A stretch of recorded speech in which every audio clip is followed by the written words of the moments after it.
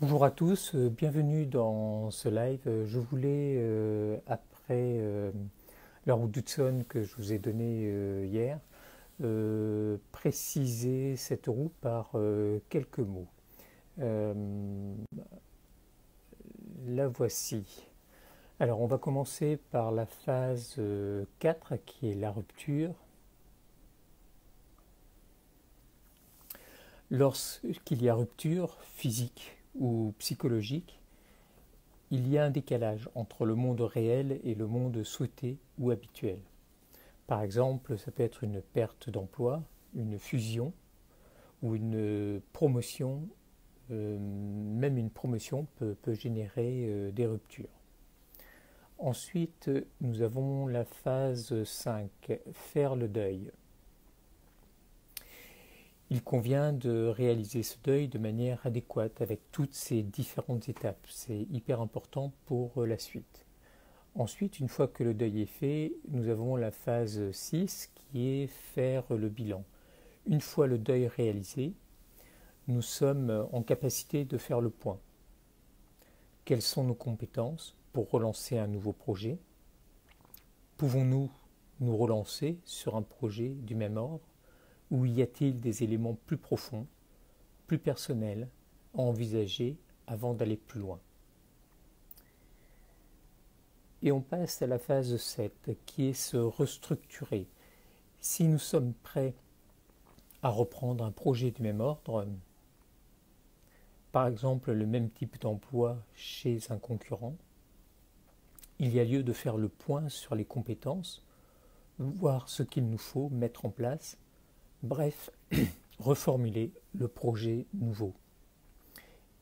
Et c'est la phase 7 qui permet de chanter tout le bas du cercle et des autres phases.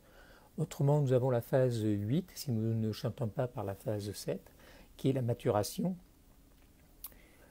Mais si la rupture a touché des choses plus fondamentales, si on ne s'y retrouve plus, alors il faut envisager un changement de deuxième ordre, un changement dans lequel une phase d'introspection et de maturation est nécessaire pour se retrouver. Une fois que cela est fait, nous rentrons dans la phase 9, le renouveau de soi, une phase dans laquelle nos valeurs seront actualisées. C'est normal, celles-ci évoluent tout au long de la vie, en fonction de notre développement personnel, en fonction des circonstances.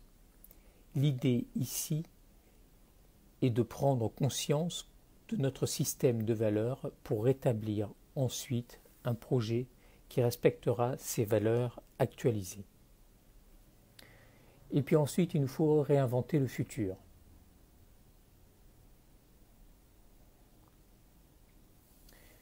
Une fois au clair avec nos valeurs, nous pouvons inventer le futur.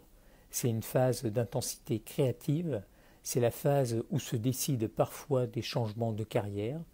Une fois ce processus mené à bien, avec ses interrogations, ses doutes, ses excitations, un projet émerge.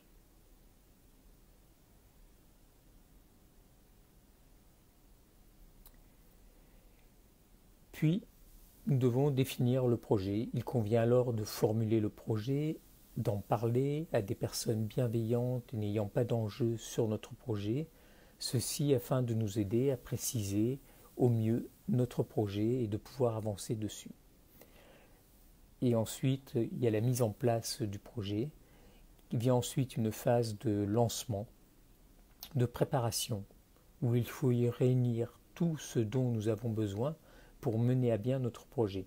Formation, soutien financier, soutien de l'entourage, soutien d'amis, et puis s'appuyer sur toutes les personnes compétentes capables de nous amener des éléments qui nous échapperaient dans le nouveau projet, dans ce domaine que nous abordons.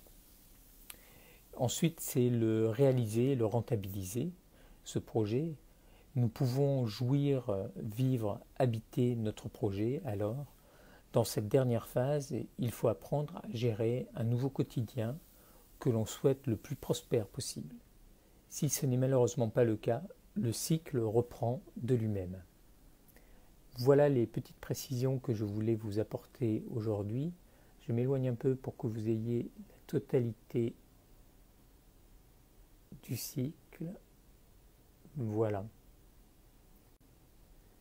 Très bien, je vous souhaite une très bonne journée, passez un bon week-end et à très bientôt. Au revoir.